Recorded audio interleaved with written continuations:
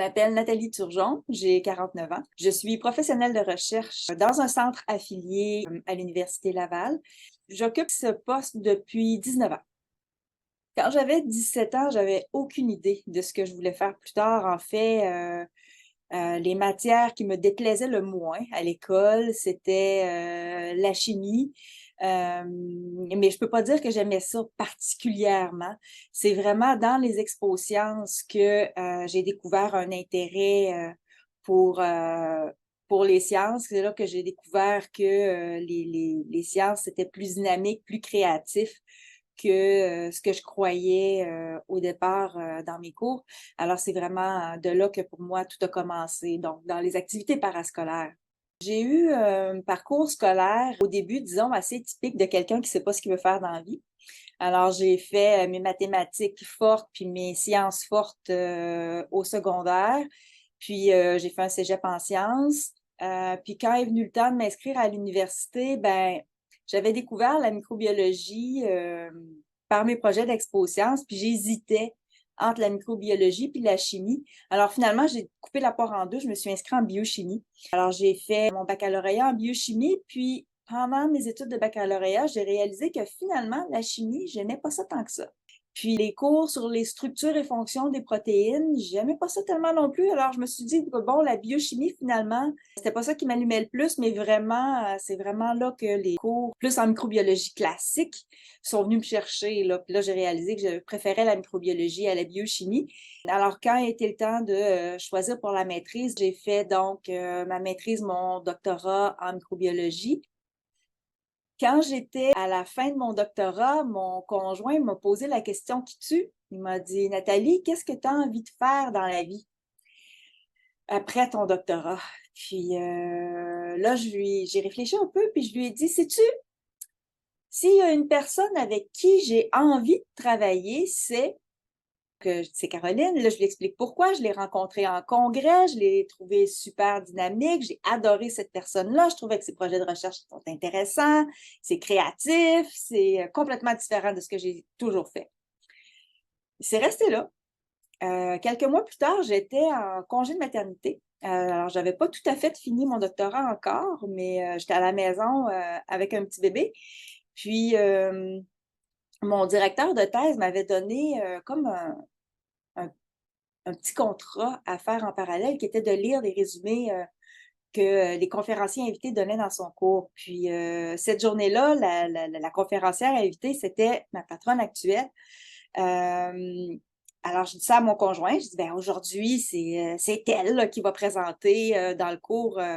Dans le cours. Puis là, mon conjoint il dit, mais là, Nathalie, il faut que tu y ailles. Là. Faut que tu y ailles. Je dis, ben là, qu'est-ce que je fais avec le petit? Il dit, ben amène-le-moi, je vais le garder, moi. Fait que je lui ai amené le bébé dans la cafétéria du pavillon Pouliot. Puis moi, je suis allée assister à la conférence. Puis ça fait deux choses.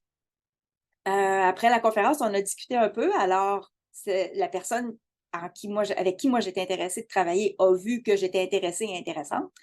Et l'autre chose que ça a fait, c'est que mon directeur de thèse a vu que j'étais intéressée par cette personne-là.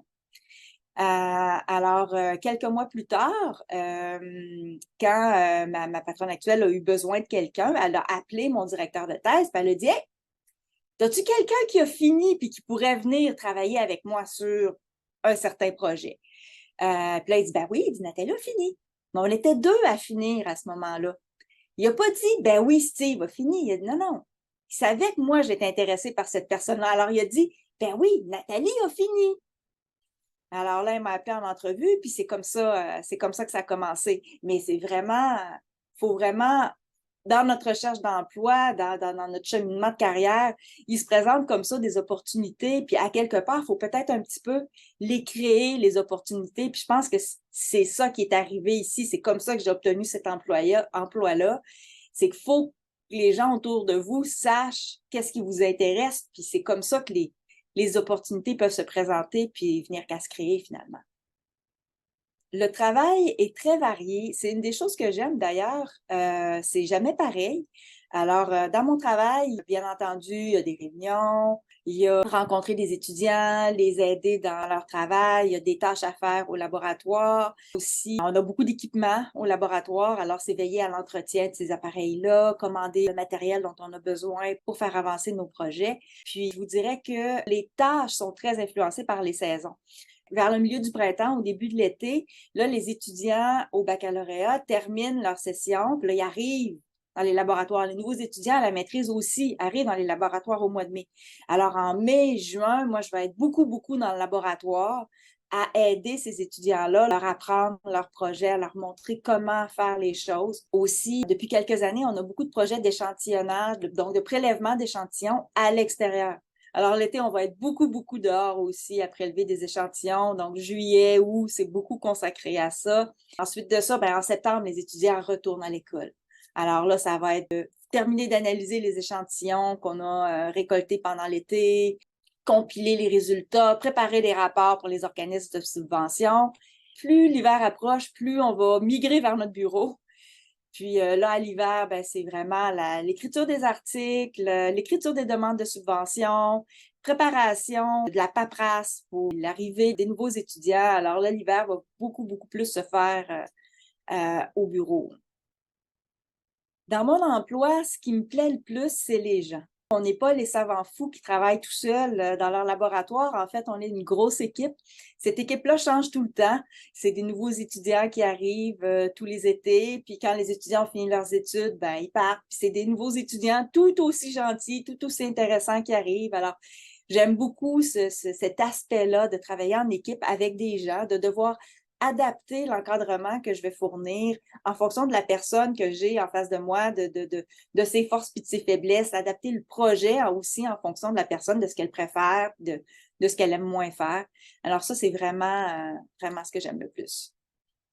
Puis, si je dois vous dire ce que j'aime le moins de mon travail, c'est vraiment les tâches administratives, là. La maison qui rend fou d'Astérix, là, le laisser-passer à 38, j'ai souvent l'impression qu'il faut que je le demande.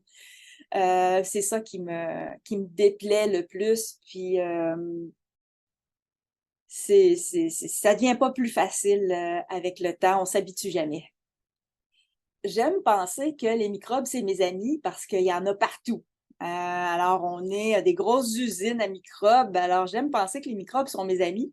Mais c'est vrai que dans mon travail quotidien, on cherche plus des façons de contrôler les microbes. Alors, si je vous résume brièvement les thématiques de recherche sur lesquelles on travaille, une des choses qui nous intéresse, c'est les virus dans l'air. Donc, la survie des virus dans l'air, comment limiter la propagation des virus dans l'air, comment les retirer, comment les tuer. Donc, on cherche beaucoup des façons de contrôler les microbes, même si, règle générale, je préfère les considérer comme des amis. Si j'avais un conseil à vous donner pour le cheminement de votre carrière, ce serait essayer des choses. Parce que c'est pas juste par les cours que vous avez que vous allez découvrir ce que vous aimez, que vous allez découvrir ce qui vous passionne. Alors, essayez des choses. Faites des activités parascolaires, participez à l'Expo Sciences. Ça va vous donner l'occasion d'approfondir un peu plus, de couvrir un peu plus large, pour trouver c'est quoi qui vous intéresse. Alors, vraiment, c'est vraiment une des clés. Alors, ça sert premièrement à vous découvrir vous, mais ça a d'autres bénéfices aussi. C'est que ça peut vous aider plus tard dans votre cheminement académique. Quand vient le temps de demander, par exemple, des bourses, des étudiants qui ont des bonnes notes, là, il y en a plein. Vous, qu'est-ce que vous avez de différent que les autres n'ont pas, que les autres n'ont pas fait? Avez-vous osé essayer des choses? Avez-vous fait l'exposition? C'est toutes des expériences, que ce soit travailler comme bénévole au café étudiant ou n'importe quoi. Qu'est-ce que vous avez fait que les autres n'ont pas fait puis qui va vous distinguer du lot? Des fois, souvent, c'est là que ça se joue. Alors, ça a plein d'avantages d'essayer des choses. Alors, je vous encourage à essayer le plus de choses possible pendant votre cheminement. Un microbiologiste que je trouve très intéressant, inspirant, c'est Alexandre Yersin, qui a découvert l'agent causal de la peste. Alexandre Yersin était un étudiant à l'Institut Pasteur, puis a été envoyé à Hong Kong pendant l'épidémie de peste.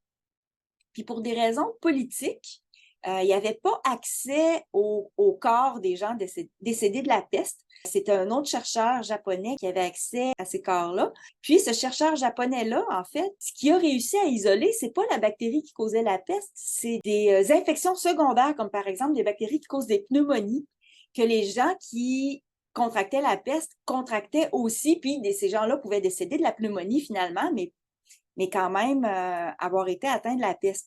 Alors, ils n'arrivaient pas, les chercheurs japonais n'arrivaient pas à isoler l'agent causal de la peste. Mais lui, Alexandre Yersin, il était très créatif, disons, et observateur. Puis il a remarqué que pendant l'épidémie de peste, les rats semblaient décéder en grand nombre eux aussi. Alors, il s'est mis à prendre des échantillons de rats. Puis c'est comme ça qu'il a isolé l'agent causal de la peste. Puis c'est par la suite qu'on s'est rendu compte que la peste était en fait causée par un insecte qui piquait les rats et ensuite les rats le transmettaient aux humains. Alors, c'est vraiment de cette façon-là qu'on a découvert un peu la chaîne, disons, de contamination de la peste. C'est le côté observateur, puis plan B, qui me plaît beaucoup de cette histoire-là, parce que c'est beaucoup ça en recherche aussi. Ça va être beaucoup de se réorienter. Bon, ben ça marche pas comme on veut, alors on va essayer autre chose, puis on se réoriente tout le temps. Ben, c'était un très bel exemple, je trouve, celui de M. Yersin. La bactérie, d'ailleurs, est nommée en son honneur. Donc, c'est Yersinia pestis pour Alexandre Yersin qui a découvert l'agent causal de la peste.